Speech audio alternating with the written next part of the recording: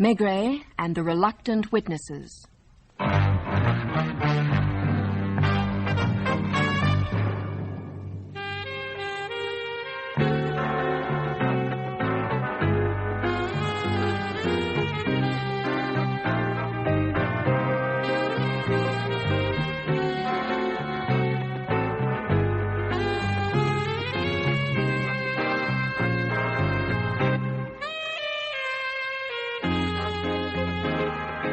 Chief Inspector Maigret, my name is Legrand, Inspector at the Ivry Police Station. Inspector Legrand. This is Inspector Ducat. How do you do, Inspector? How do you do? Cold and damp here and pretty derelict. You see there, for example, one of the panes of glass has been replaced by a piece of cardboard. This way, please, the door to the right. As you can see, the walls were once white before the plaster cracked and fell in places. And the first 3 steps here are real marble. The others are wooden, though. Looks as though they haven't been swept for a long time. Yes, it's rather like one of those municipal offices where one always feels that one has come to the wrong place. It's an enormous house with doors on all sides, corridors like some official building, and everywhere the same smell of long settled dust. There's the chimney I noticed from the outside. That's where they make the biscuits. The factory is attached to the house. I came as soon as I got the telephone call. Here's the body on the bed. Shot with a 6.35 automatic. We haven't found the weapon. What about the family? Oh, Luca, go downstairs and wait for our people and the public prosecutor and the juge d'instruction. Yes, Patron. I told the family to go to their own rooms or the drawing room. I thought you... When did you hear about it? An hour or so ago. I just got to the office. Who is he? Leonard Lachaume, the elder son. Married? Widower. When did it happen? In the night. According to Dr. Vazan, death took place at about 2 in the morning. Who was in the house? Well, let me see. The old couple, his father and mother, on the floor above in the left wing. That's 2. The little boy. Huh? What little boy? Jean-Paul, the dead man's son. Boy of 12. At the moment, he's at school. In spite of the tragedy? Well, apparently no one knew about it at 8 o'clock when he went off to school. No one heard anything? Who else lives here? The maid. Her name is Catherine. She sleeps up above near the old couple and the boy. She looks as old as the house and just as rickety. Then there is Armand, the younger brother. Whose brother? The dead man. He sleeps on the other side of the hall, so does his wife Paulette. 6. 6 people besides Leonard who was killed. They were all here last night and the shot didn't wake one of them? Well, the walls are very thick. Still, I don't know how to explain. Usually when there's a tragedy like this in a family, you find everyone gathered around the corpse. Some in tears, others explaining. A bit too talkative, if anything. In this case, it took me quite a time to discover that the men weren't alone in the house. Yes, right through here. Come on. Hey, here, Patron. This way, in here. Where's the body? Right here, Dr. Paul. This is Monsieur Angelo, the juge d'instruction. The young man has a firm, well-manicured hand. The hand of a tennis player, impeccably dressed. Well, the new generation is taking over. I hope you have no objection, Chief Inspector, if I stay here. I'm only a beginner, you know, and this will be valuable experience for me. He's completely cold beneath his surface friendliness. He's one of the new school that regards an investigation as the affair of the juge d'instruction from start to finish, with the role of the police reduced to obeying his instructions. Oh, Luca, you can go through the routine stuff. Yes. Here comes Monsieur Armand Lachaume and his wife, Paulette. If you don't mind, I'll leave now. My waiting room is full. Well, thank you, Monsieur Legrand. Madame and Monsieur Lachaume, this is Juge d'Instruction Angelo. Monsieur? I'm Chief Inspector Maigret. Do you wish to ask any questions, Monsieur le Juge? I would rather leave it to you. Please tell me what you know, Madame Lachaume. Do sit down. Thank you. You heard nothing in the night? I always take a sleeping pill before going to bed. When did you hear that your brother-in-law was dead? I didn't look at the time. Where were you? In my room? That is your husband's room as well? No. But your room is in the hall, nearly opposite your brother-in-law's room? Yes, there are 2 rooms on the right of the hall. My husband's and mine. And how long have you had separate rooms? I wonder whether you were entitled to ask me these questions concerning our private lives. My brother-in-law was killed last night by a burglar, and so far it's only our movements that seems to be the subject of an inquiry. I imagine that when Chief Inspector Maigret puts these questions to you, he's regarding you as a witness. Who had been regarded as head of the family until now, Madame Lechon? Which family? Let us say of the group of people living in this house. That is our business. If this kind of thing goes on, you will be annoying my father and mother-in-law next, and the employees, the staff... That is my intention. I do not know your precise rights. I can tell you what they are. No, thank you, Monsieur le Juge. I prefer our lawyer to be present. I suppose I am allowed to send for him. There is nothing in the regulations to prevent the presence of your lawyer. But I would anyway like to point out once again that you and the members of your family are being questioned as witnesses, and that it is usual in such circumstances to call upon... We shall say nothing further until he is here. Armand, would you be good enough to telephone Maître Adele, please? Patron, I have something to tell you. Come in, Luca. Tell us. There's a ladder in the courtyard lying on the ground a few meters from the wall. I found the marks of uprights on the windowsill. Which window? A window of the landing next to this room. It looks into the courtyard. The ladder must have been leaned up there recently, and the pane of the window has been broken after having been coated with soap. You knew this, Madame Lechon? I had noted the fact. Why did you say nothing to me about it? I've had no opportunity of doing so. Where was this ladder usually? Against the warehouse on the left of the courtyard. Was it there yesterday evening? It should have been. Oh, thank you, Luca. Your husband seems to have been considerably shaken. It's natural, don't you think? Were they twins, he and his brother? There is 7 years difference between them. And you have no suspicion, no idea of your own? I told you I would not answer questions except in the presence of my lawyer. Are there any other brothers or sisters? I'm Maître Riddell. Oh, pleased to meet you, Maître. I'm Chief Inspector Maigret. Another young fellow, though not so young as the Juge d'Instruction. In this house, this survival from another age, I would have expected some old, dirty, pettifogging lawyer. Gentlemen, I only know what Monsieur Armand Lachaume's offered to tell me on the telephone. And I would like, first of all, to apologize for my client's reactions. Try to put yourself in her place, and you will perhaps understand. I've come here as a friend rather than as a lawyer, and in order to clear up any misunderstanding. Armand Lachaume is a sick man.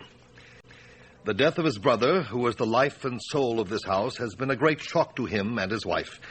And it is not surprising that in ignorance of police methods, they should be annoyed by certain questions.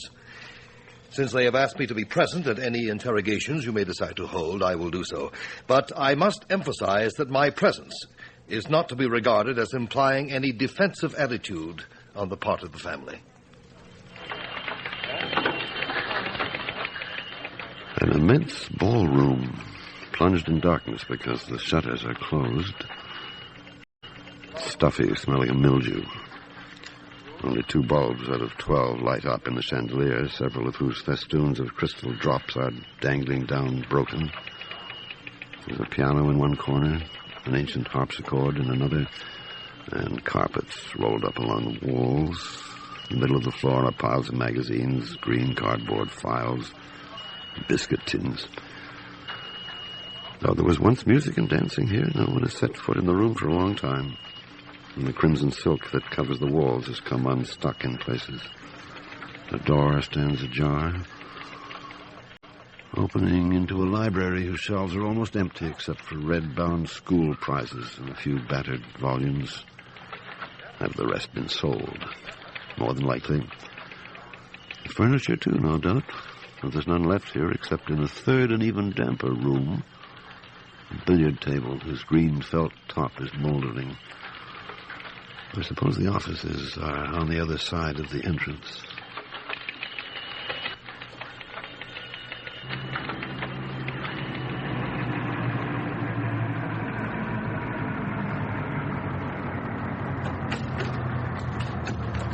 F. Zuber, Leather and Hides, David Hirschfeld's successor. I notice the smell here stinks, Patron. The name, by the way, was actually Zubinski. Zubinski? Why does that name seem familiar? After the liberation, he was hauled into court a half-dozen times. Nothing could ever be proved except that the origin of his fortune is rather sinister. You see that yard, those huts? Well, mon garçon, that little parcel of land is worth 30 million francs. And you know who's getting the 30 million? His daughter, Paulette Lachaume. Now back to the Quai des Orfèvres. Is Angelo going to stay with us throughout? Yes. You know, Patron, that amateur burglary job with the soaked window on the second floor is phony. Any burglar would have gone through the downstairs door. The Lachaumes insist it's a burglary. Take a few francs from Leonard's wallet. The safe in the office would be child's play, and you know that a cat burglar makes his plans beforehand. If he knows there's broken glass on top of a wall, he brings on an old sack or a piece of board. Then you find the glass smashed in a particular way. Here it was crushed as though with a hammer. We'll send every available man to check up. There were barges tied up at the quay. We'll check out the neighborhood, too. Especially, I want to be satisfied about what happened to Paulette's blue Pontiac from 6 o'clock on. She says she was out? Yes, from 6 o'clock until 11.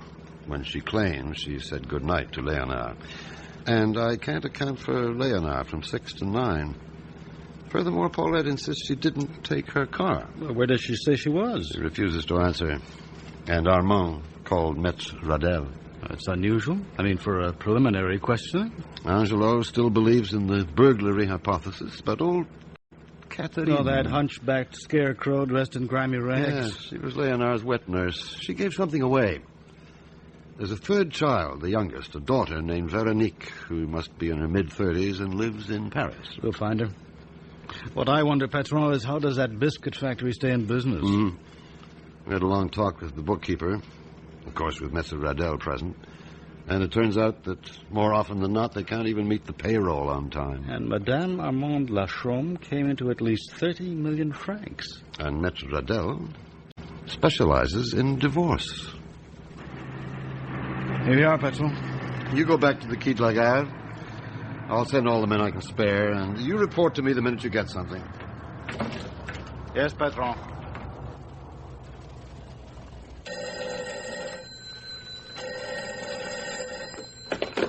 Maigret. We're in luck, Patron. Oh, what'd you find out? First, a red Panhard was parked for a half hour not far from the Lachaume house. At around 6 o'clock, Paulette Lachaume got into it. Who saw it? The woman who runs a small grocery store at the corner. She also saw the driver who got out of the car and smoked a cigarette. She has a good description. What else? She also noticed Leonard Lachaume driving Paulette's blue Pontiac back at 9. And we found 2 bargemen from a Belgian barge who saw and heard someone on a ladder smashing the glass on top of the wall. Since it was done from the inside, they didn't pay any attention. They're positive it was done before 10:30. Good work. Get all the details and have the witnesses sign a statement. I'm going to see Veronique Lachaume on the Rue François Premier, number 17B.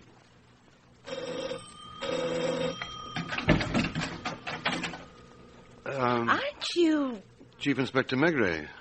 Mademoiselle Lachaume. I was sure I'd seen your face somewhere. I thought at first it was in the movies, but it was in the papers. Oh, come in. I'm surprised. Veronique Lachaume is buxom, even fat, but she's wearing a dainty housecoat. Not a mannish suit, as I was told. And the room she leads me into is more like a boudoir than a living room. Everything is white, satin-covered furniture, except for a touch of blue provided by some pieces of china and the old rose color of the thick piled carpet. What are you surprised about? Oh, take off your coat and give it to me. I didn't expect the police to be here so quickly. Instead of making her plain, her plumpness renders her attractive, very likable. I suspect that a lot of men must find her desirable. You may smoke your pipe, Chief Inspector. Thank you. And what surprises me is that the family should have told you about me. You must have bombarded them with questions to induce them to do so because, they look on me as the black sheep, and I imagine my name is taboo in the house. Do you know what happened last night? Oh, I only know what I've just read in the paper. What surprises me most is that the burglar even bothered. Either he was drunk or he hadn't seen the house by daylight. You believe in the burglary? Oh, the newspaper. Isn't that true? I'm not sure. Your family isn't talkative. I can remember when they'd spend whole evenings without opening their mouths a dozen times. What's my sister-in-law like? Rather pretty. Is it true that she's very rich? Very. I read what the papers said about her at the time of the wedding. I saw some pictures. I felt sorry for the poor girl. And then I began to wonder. If she'd been ugly, it would have been easier. Perhaps it was her father. To some people, especially at Ivry, the name of Lachaume still sounds impressive. Those Zubers, father and daughter, jumped into the upper middle class at one leap. I suspect she's paying a high price for it. You haven't seen any member of your family again recently? Not one. You've never been back there? Oh, I'd go out of my way not to set eyes on that house. Although my father is probably a good man. It isn't his fault that he was born a Lachaume and it's turned him into what he is now. What about Léonard? Oh, Léonard was much more of a Lachaume than father. Did you know your first sister-in-law? No. In my time, my brother, in spite of his efforts, hadn't found an heiress for himself. I was to be the first to sacrifice myself. Where were you last night? Well, I was behind the bar at the Amazon. I take it you know about that? Mm-hmm.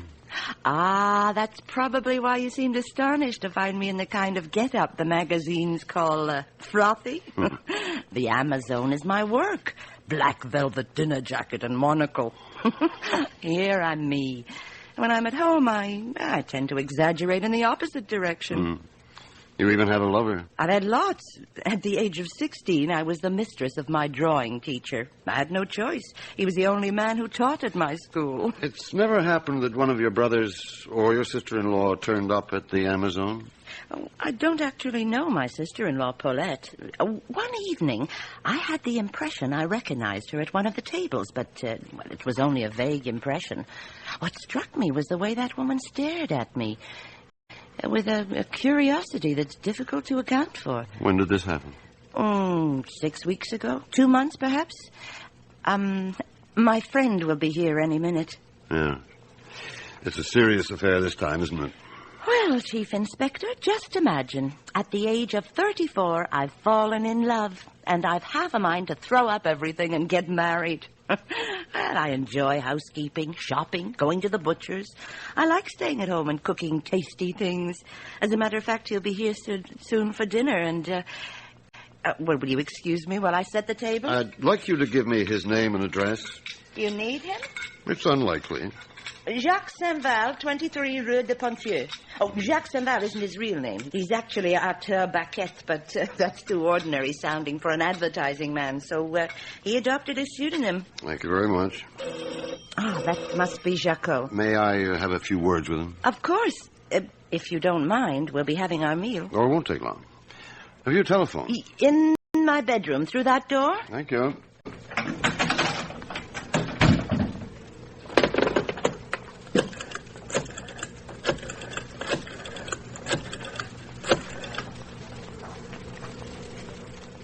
Maigret here. Put me through to Lucas. Yes, Patron. Anything new? The Juge d'Instruction just called for the third time since you left. He's surprised at getting no news from you. Go on. He asked me a whole lot of questions. What about? Where the inspectors were, what they're doing, what they found out. Did you tell him? No, I pretended I didn't know anything. He wasn't pleased. Is there any news? No. Now, take one of the cars and go to Ivry. To the small grocery you told me about. You said a woman runs it. Be nice to her, very polite, and tell her we need her for a short time. Right. She'll want to dress up on her best, but try not to let her take too long about it. And bring her to the Rue Francois Premier, number 17B. You'll most like to see a red car parked outside. Pull up as close to it as you can. And come with her to the 5th floor. Look for the nameplate inscribed Veronique Lachaume. Right, Patron. Jacques, this is Chief Inspector Maigret, who'd like to talk to you. Delighted to meet you. Please sit down. Go ahead with your dinner. Oh, I was just going to take away the soup. Well, pay no attention to me. I only want to ask you 1 or 2 questions, Monsieur Saint-Val. Wasn't your car parked opposite the Pont National yesterday evening, about 6 o'clock? The Pont National? It's the last bridge before Ivry, a railway bridge. I don't see... no, wait a minute. Yesterday afternoon? About 6 o'clock? No, definitely not. You don't know Paulette, of course? Paulette who? My sister-in-law. Yes, I vaguely remember your speaking of her. Do you know her? By name? You know she lives on the Quai de la Gare? Oh, now you mention it. Her address has slipped my memory. Oh, that's for me. I'll open the door. I was as quick as I could manage. Come in, madame. It was you, I believe, who noticed a red car yesterday evening parked outside your premises? Yes, monsieur. Come this way, please. What am I supposed to do? Do you recognize anyone here? Indeed, I do. Who? The gentleman who's eating. I already recognize the red car out in the street. There's a dent in the right fender. All right. What's all right? I was there. Well, thank you, madame. You can drive her home now, Lucas. I believe you have a signed statement from her? Yes, Patron, is on your desk with the others.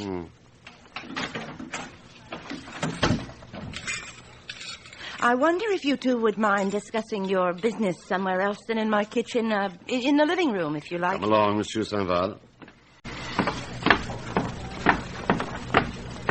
Sit down. May I smoke? By all means. Do you realize what you've just done? What about you? I can tell you right away that you're mistaken. Some women doubtless find him handsome, but seen at close quarters, especially just now, he looks the worse for wear. Without the air of assurance that he usually assumes, one can feel he is weak and hesitant. I've read the papers, and I can guess what you're thinking. I'm not thinking anything as yet. Then why did you bring up that woman whom I don't know? To make you admit that you were at the Quai de la Gare yesterday. What does that prove? Nothing, except that you know Paulette Lachaume. Oh, so what? I know hundreds of women, and I've never heard that that's a crime. I imagine you've never told Veronique about your goings-on with Paulette Lachaume? How long have you known her? Oh, it's all my fault, Monsieur Maigret. Now I know. I've been nothing but an idiot. And I ought to have known where it would land me. Just now I gave you the answer to your question without realizing it. You remember that about 6 weeks or 2 months ago I thought I recognized my sister-in-law in the nightclub? Mm-hmm. Jacques came to call for me that night, as he often does. I don't know why I mentioned it to him, because I've never told him anything about my family. I don't remember exactly how it came up. I think I said my brother would be very surprised if he knew the kind of places his wife goes to. Jacques asked what my brother did, and I said, "Have you never heard of Lachaume's biscuits?" I added, "His wife's worth at least 20 million, perhaps more." Now, do you understand? Were the two of you already thinking of getting married? We'd been considering it more or less seriously for several weeks. And you went on considering it? I assumed it was settled once and for all. I've never changed my mind. Then why did you get yourself acquainted with my sister-in-law? Oh, out of curiosity, with no special purpose. To begin with, she's married, so... So what? So, well, it wasn't in my interest to... Excuse me, I'd like to put a few more precise questions of my own. Tell me, Monsieur Saint-Val, when did you first meet Paulette Lachaume? You want the exact date? As near as you can manage. It was a Thursday about 4 weeks ago, in a tea room on the Rue Royale. So now you go in for tea rooms. You had followed her, probably since she left home. For how many days had you been watching her? Oh, that was the second day. In other words, you'd been on the watch in the afternoon with your car on the Quai de la Gare. Paulette drove out, probably in her blue Pontiac, and you followed her. She left the car in the Place Vendôme and went shopping in the Rue Saint-Honoré. In the tea room, you spoke to her? Yes. Did she seem surprised? Very. When did you take her to your apartment? I didn't take her home. Oh, to a hotel? No. A friend lent me his apartment. Oh, you understand, Monsieur Maigret? The Rue de Pontier was good enough for me, but for a woman worth several million francs, he had to find somewhere more glamorous. Where was it, Jacques? It belongs to an Englishman you don't know on the Ile Saint-Louis. Well, what happened yesterday evening? Nothing in particular. What did you talk about? Do you suppose they spent much time talking? I didn't kill her brother-in-law. Anyhow, I had no reason to kill him. Neither had she. Have you ever seen Léonard Lachaume? Once. When I was waiting on the quay, I saw him come out of the house. Did he see you, too? Yes. No. Where did you and Paulette have dinner yesterday? In a restaurant in the Palais Royal. You can verify that we had a table on the mezzanine. Afterwards, you went to the apartment on the Ile Saint-Louis? Yes. You drove Paulette home? No, she insisted on taking a taxi. Why? Because a red car is more noticeable at night when the key is deserted. She was very much afraid of being seen with you? Oh, I suppose so. But it's fairly natural. Oh, listen, both of you. There's no point in this cat-and-mouse game. Although he's often at Fouquet's, Maxime's, and other swanky places, Jacques has always been hard up. When he met me, he said to himself that a woman of my age, who's worked all her life, must have some money tucked away. And I was misguided enough to bring him here and tell him I'd just bought the apartment. It's true, this place is my own. I'm even about to build myself a little house on the banks of the Marne. I wasn't asking for anything of the kind, but he began talking marriage. Only then I had the idiotic idea of telling him all about my sister-in-law and her millions. I have never taken money from women. That's just what I'm saying. It wasn't worthwhile to get a little money from her now and then, whereas by marrying her... She's married. What's divorce for, then? Admit you discussed it together. Oh, I didn't take her seriously. I was just curious. So she was thinking of divorce. And it was so that the decree wouldn't go against her that she was anxious not to be caught. Jacques, I'd be glad if you'd take your dressing gown and slippers away and send me back my things. It's almost time for me to go to work, and I must get into uniform. The ladies are expecting me. Oh, clear out, both of you. It's high time I got dressed. My dressing gown and slippers... I'll send them to you all right. Don't worry. No one else will use them.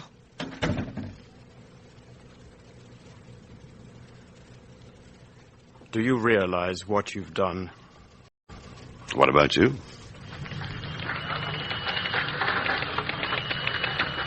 Every evening for years, Jean-Paul already in bed, the others, except Paulette, are all thinking about the same thing. Léonard will have to do the talking because he's the eldest and because Armand doesn't dare. Talking means asking Zuber's daughter for money. The firm of Lachaume is on the verge of collapse. It is the oldest biscuit factory in Paris, an important institution. Somebody has a whole heap of money. Dirty money, so dirty that old Zuber was only too glad to give his daughter to a Lachaume, so she will have a respectable position in the world. The Lachaumes must have lied from the start, making out that given a few 100,000 francs, the business would become prosperous once more. The house, comfortable and cheerful, a setting for dinner parties and receptions like any other big middle-class house. Paulette believed them, then ceased to do so. Patron, the juge d'instruction wants you to call him. And here's the layout of the house.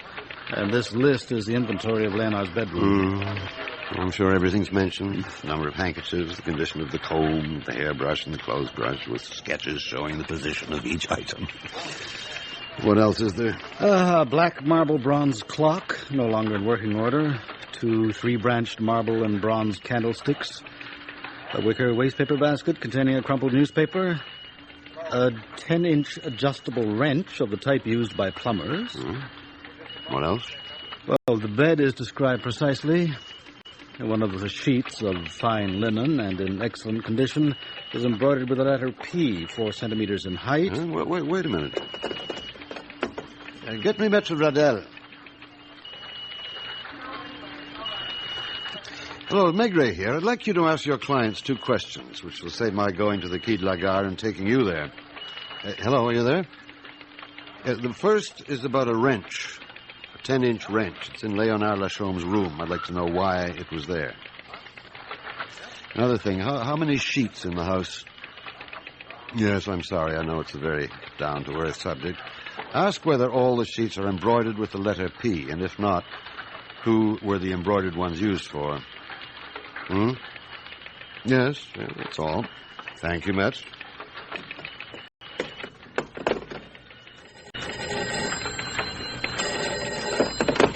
Maigret. You had my messages? Certainly. I've read them very carefully. I should like to see you as soon as possible. I know. I'm just waiting for one telephone call in a few minutes, I hope, before coming to your office.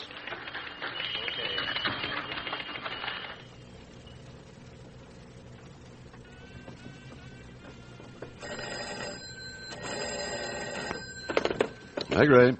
Redel. Oh, you've been quick, Maître Redel. First about the wrench. About 2 weeks ago, Léonard Lachaume was upset by a smell of gas in his room. They don't use gas anymore except in the kitchen, but in the old days, the bedrooms were lit by gas, and the system is still there. All that was done was to block the pipes with bolts. So Léonard got a wrench from the workshop. He forgot to take it back, and it's been in a corner of his room ever since. What about the sheets? I couldn't get an exact list because there are some at the laundry. There are several different marks. The 24 better quality sheets coming from Paulette Lachaume are marked with a P. I suppose the idea was that only she used those? I didn't venture to press that point. I was just told those were her own sheets. Thank you. Might I ask you... Nothing, Maître. I know nothing as yet. Excuse me. Au revoir. Lucas, hold the fort. Yes, I'm going to see Jules d'Instruction, Angelo. Sit down, Chief Inspector. Thank you. I was rather surprised yesterday to have no news from you right through the afternoon and evening. Have you been back to the Quai de la Gare? I myself, no. So you have not seen any members of the family or staff again? No. I take it that you and your subordinates have been attending to this case all the same? I keep coming back to the idea of a burglary. What do you think? About a burglary? Yes. Do you know how many burglaries there have been in Paris in the last 10 years, at night, in private homes or apartments, while the occupants were at home? 32. Just over 3 per year. They were never armed, of course. Why do you say, of course? Because the professional burglar never is armed. But nearly every week... Yes, nearly every week you see in the papers that someone's been killed. But those aren't really burglaries. Crimes like that are committed by young thugs who are simple-minded, often even half-witted. I also wanted to find out how many real burglaries in the last 10 years were accompanied or followed by murder. 3, monsieur. One burglar used a monkey wrench he had in his pocket. Second picked up a poker, which he used when he was taken by surprise and threatened. The third did have a firearm, a Luger he'd brought back from the war. Only one. And that was not a 6.35 automatic. I don't think you'd find in the whole of Paris a single professional burglar or criminal using one of those weapons. They're what honest citizens keep in the drawer of the bedside table and jealous women carry in their purses. If I understand correctly, you rule out the hypothesis of a burglary. I do. Even by an employee or former employee, for instance? During the evening, a Belgian bargeman whom my men managed to trace saw somebody propped on a ladder inside the yard, smashing the broken glass on top of the wall 4 hours before the crime. If that is correct, what do you infer from it? Nothing, so far. You asked me to keep you informed. Yes. Have you made any other discoveries? Paulette Lachaume has a lover. Oh, she told you so? I thought I haven't seen her. She's told me nothing. It was her sister-in-law who unintentionally put me on the track. What sister-in-law? Veronique Lachaume. Where did you find her? In her apartment, in the Rue François Premier. She works as a hostess in a nightclub of a rather specialized type. The Amazon in the Rue Marbeuf. Her lover, whom she was expecting to marry in the near future, is also Paulette's lover. Oh, did he admit it? Yes. What kind of man is he? The kind you see a great many of around the Champs-Élysées. He's in advertising, owes money in all the bars. To begin with, he thought he'd marry Veronique, who owns her apartment and has some savings. When he heard about her sister-in-law and her millions, he arranged to meet her, became her lover. You kept him at the Quai des Orfèvres? I didn't take him there. Where does that get us? I don't know. Meur's men found a 10-inch wrench in Léonard Lachaume's room. The murderer used a revolver. I know. What other information have you? Well, one can't really call it information. For instance, I've just obtained a list of the sheets used in the house. The sheets? Only one sheet in Léonard's room is bloodstained. But it's embroidered with a P and belongs to Paulette. Is that all? The day before yesterday, Paulette left the house on foot in the rain at about 6 o'clock to meet her lover, who was waiting for her in a red car a little way along the quay in front of a grocery. At about the same time, Léonard Lachaume went out driving her blue Pontiac. The couple went to a quiet restaurant in the Palais Royal, chez Marcel. Léonard is said to have arrived home at 9 o'clock. An hour later, someone from inside the yard was crushing the broken glass along the top of the wall with some heavy object, probably a hammer. Paulette, after a visit to the apartment on the Ile Saint-Louis with her lover, went home by taxi. Why not in her lover's car? Because at night she was afraid of being noticed. She told you that? Her lover told me.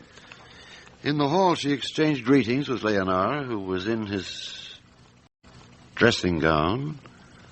What are you thinking about? I don't know yet. I shall have to check. In conclusion... I've come to no conclusion, Monsieur le Juge. If, as you seem to say, it was a member of the family... Of the family or the household. Meaning you include the old hunchbacked servant among the suspects? Don't rule out anyone. I'm not going to quote you any more statistics. 3 months ago, a man killed his neighbor with a 6.35 automatic, by the way, because the neighbor persisted in playing his radio at full volume. I don't see the connection. At first it seemed an idiotic, inexplicable crime, but the murderer is a completely disabled ex-serviceman who's been trepanned twice and spends his days in pain in an armchair. I still don't see What any... at first appears to be a ridiculous motive, a little music more or less, becomes, for the disabled man, when you come to think it over, a vital question. In other words, in the circumstances, the crime was explicable, almost inevitable. I can't see any similar situations at the Quai de la Gare. Yet there must be something. Just now, while talking to you, I had an idea.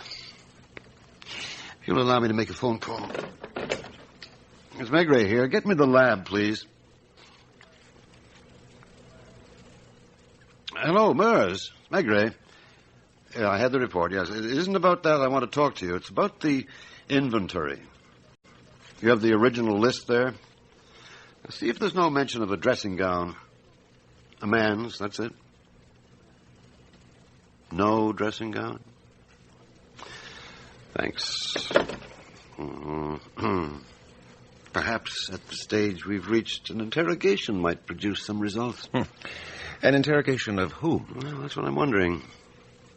I think Paulette Lachaume would be the best person to interrogate. Have you any specific questions to ask her? Some. Others will develop out of her replies. Do you want me to inform her lawyer? I called him this morning. About this interrogation? No, to ask him for 2 pieces of information that I've just given to you. To avoid disturbing the Lachaume family, I decided to apply for it through him. Hello, get me Maître Radel, please. Andre Radel, that's it. Hello? Andre, I have Chief Inspector Maigret in my office. The investigation has reached a point at which certain interrogations seem to be necessary. Yes, of course, in my office. No, I don't intend to disturb the old parents. Nor him, for the moment at any rate. What? What does the doctor say? Oh. Paulette Lachaume, yes. This morning? Very well. We went through law school together. He tells me Armand Lachaume is in bed. He had a rather serious epileptic attack yesterday evening. And Paulette? He hopes to bring her at 11:30. It would be more in order at the present stage for me to put the questions while you intervene only if it becomes necessary. I take it you see no objection to that. Just as you wish. On the other hand, it's only natural, I think, for you to give me, in writing, before she arrives, the points on which you think I should lay emphasis.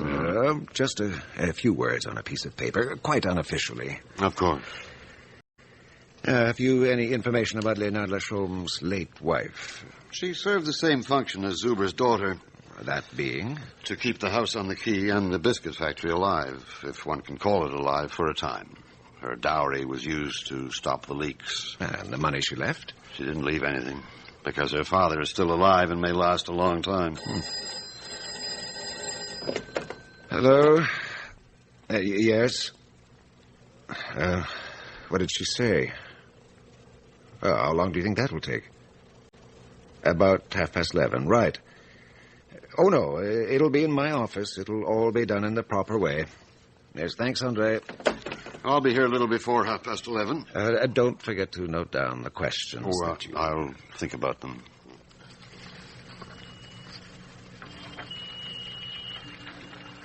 Everything changes. It's like children growing up. You don't notice it while it's happening, only when it's happened.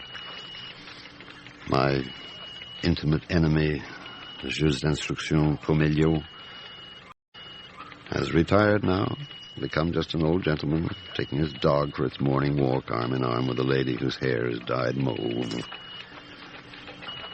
It began by finding around me, and later under my orders, inspectors who had never been on traffic duty or taken their turn at the railway stations that came from colleges. Hello. Were you just behind us? I came by the side door, Mr. Radel. How do you do, Madame Lachon? Chief Inspector? I must apologize, madame, for bringing you here. I understand. Please sit down. You too, Maitre Radel? Maitre Radel, some of my questions may seem curious to you as well as to your client, but I think she owes it to herself to answer them frankly, even those that concern her private life. Now, the first question concerns you too, Maitre, but I particularly wish the reply to come from Madame Lachon. On what date, madame, did you feel the need to consult a lawyer? Must I answer? It will be better if you do. 3 weeks ago. Had you a particular reason 3 weeks ago not to turn to your father's lawyer? That is, to Maitre Tobias, but to another member of the bar? Yes, I think so. You mean you had a reason for changing your lawyer? Yes. Wasn't it that you wished for the help of a specialist? By specialist, I mean a lawyer well known for his success in a particular field. Perhaps. And was it not, in fact, about the prospect of a divorce that you went to consult Maitre Radel? Yes. Did your husband know of this at the time? I had said nothing to him about it. The plans for the divorce were ready. Yes. Have you made a will? No. According to a marriage settlement, the fortune goes to the surviving partner of the marriage. Yes. How long have you been frightened? I don't know. A few days. Frightened of what? I don't see what you're getting at. Why are you questioning me and not them? Your decision to get a divorce was final? Yes. Nothing the Lachons might say would induce you to stay? No, I've sacrificed myself long enough. Did you love your husband? I thought so, right at the beginning. You never had sexual relations with your brother-in-law? Did he never try? Once, a long time ago.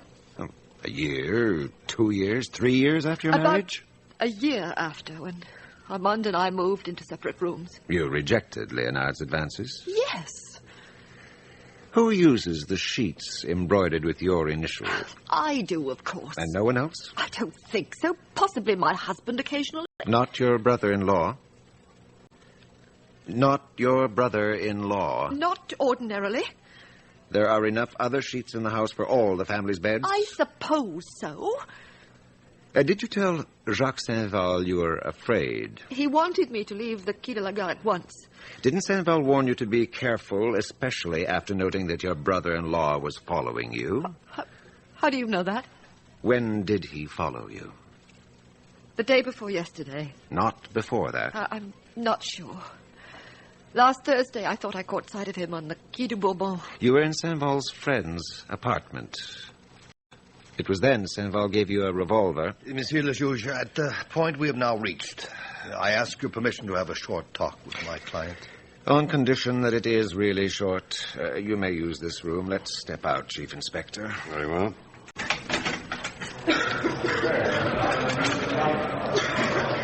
Do you still consider, Monsieur Maigret, that it is not possible to obtain the same results quietly, without shouting, without theatrical effects, in any juge d'instruction's office, as at the Quai des Orfèvres? What's the use of answering that all he did was reel off the questions I prepared for him? I beg your pardon, I didn't catch There's nothing of importance, Monsieur le Juge. If things happened as I am beginning to believe that they did, Radel will advise her to speak up. It's in her own interest. He should have insisted on it from the first, unless she hasn't even told him the truth. Supposing she hadn't replied to my questions, or was a good liar, where would we be now? Wait, look over there. Armand Lachaume. We better go back in before he sees us. Yes, quick. I apologize. Unforeseen circumstances obliged me to interrupt. Hello. Yes, it's for you, Chief Inspector. Maigret here. 2 people saw the car. Good. The description fits? Thank you. No, see you later. Léonard Lachaume was outside the restaurant in the Palais Royal the night before last. It was Léonard who frightened me most, for it was he who kept the firm going at all costs. Once, a long time ago, when I didn't want to give him an amount that was bigger than usual, he made a speech comparing big business firms to old aristocratic families. We have no right, he said, looking very stern, to let a firm like ours go out of business. I'd do anything on earth rather than let that happen. Oh, I remembered that just lately. I almost walked out of the house at once without a word to stay at a hotel until the divorce had gone through. What prevented you? I don't know. It's difficult to explain. You'd need to have lived in that house for years in order to understand. Armand is a weakling, a sick man, the mere shadow of his brother. And I'd grown fond of Jean-Paul. At the beginning, I'd hoped I'd have children. They hoped so, too. They were always watching for signs of pregnancy. They were terribly disappointed when nothing happened. I wonder if that isn't why Léonard... It's true, Jacques gave me a revolver. I didn't want to take it. I was afraid it would be found. At night, I used to put it on my bedside table, and in the daytime, I kept it in my purse. Where is it now? I don't know what they did with it. Everything was so confused and so crazy after. Tell us what happened before.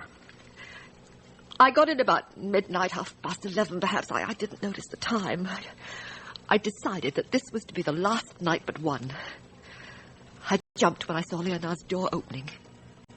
He watched me go into my room without a word, without even saying good night. And that scared me. On my way to the bathroom after I'd undressed, I saw light under his door. I was even more frightened. It may have been a presentiment. I felt inclined not to get into bed, to sit in an armchair and wait in the dark until daybreak. In the end, I lay down with the gun within reach, determined not to fall asleep. I kept my eyes open, listening to the sounds in the house. You heard him coming? More than an hour went by. I think I dozed off for a moment. Then I heard boards creak in the hall. I sat up in bed. Your door was not locked? There's no key. I had the impression that someone was turning the handle. Then I crept carefully out of bed and flattened myself against the wall, 1 meter away. Was there a light in the hall? No.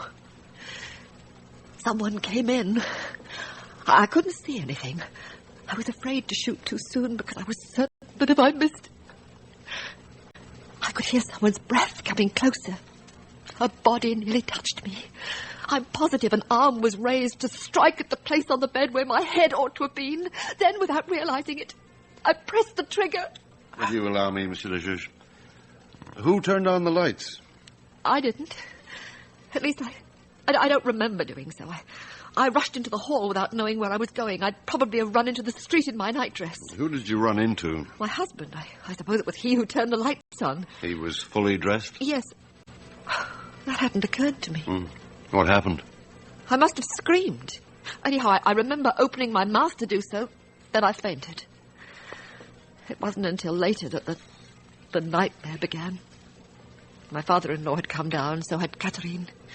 It was her voice one heard most. I could hear her in the distance, ordering Jean-Paul back to his room. I saw Armand coming out of my room with a big wrench. The wrench Leonard had tried to hit you with? I suppose so. They ordered me to be quiet, to stop moaning. Who were they? My father-in-law, that old witch, Catherine. She most of all. It was she who washed the floor and helped Armand to carry the body. It was she who noticed that there was blood on my sheet because Leonard had fallen across the turned-down bed. Did they seem astonished at what had happened? I wouldn't say that. Distressed, but not astonished. It seemed to be me they were angry with. It was then that they got busy with the ladder and the window pane. No. Remember, Monsieur le Juge, that about 10 o'clock, someone, most probably Leonard, had been seen smashing the broken glass on the wall. At about the same time, no doubt, somebody attended to the ladder, the marks on the windowsill, the window pane smeared with soap. I suppose so. As you see, gentlemen, my client... Just a moment. Who asked you to say nothing and allow the idea of a burglary to be put forward? No one in particular. I'm afraid I don't understand. Oh, it's easy to see you didn't live through that night. I ended by not knowing what was true and what wasn't. For instance, I seem to remember, without being sure it really happened, Catherine's voice croaking, "The windows!" Because at first they turned on all the lights. Well, there are no shutters to the windows, only curtains that don't quite meet in the middle. She had all the lights put out. It was she, too, who found a flashlight in the kitchen. And she came back with a pail. "You'd do better to get back to bed, Monsieur Armand. You too, Monsieur Felix." But they both stayed there. Another time, I asked for some brandy, but they wouldn't give it to me, saying I mustn't have a drunkard's breath in the morning. What happened in the morning? Did they tell Jean-Paul? No, they told him his uncle had had an attack. When he maintained that he'd heard a shot, everyone assured him that it must have been the noise of a train or a car on the quay that he'd heard in his sleep. As soon as he'd gone to school, there was a kind of rehearsal. Just a minute. Quiet. I think someone's listening at the door.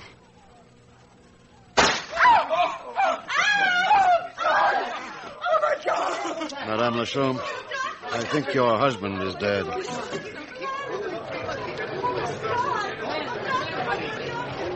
There beside him lies the 6.35 automatic.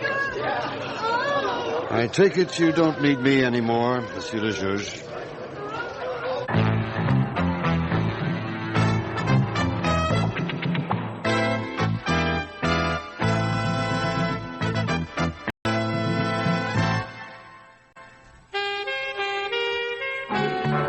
Maigret and the Reluctant Witnesses by Frederick Spurley, produced from our Toronto studios by Peter Donkin. Bud Knapp starred as the Chief Inspector. The other players, John Bethune, Mignon Elkins, Joyce Gordon, John Granick, David Harris, Tom Harvey, and Frank Perry. Musical signature by Lucio Agostini. Sound effects, Matt Wilcott. The program was recorded by Derek Stubbs. Jan Tennant speaking.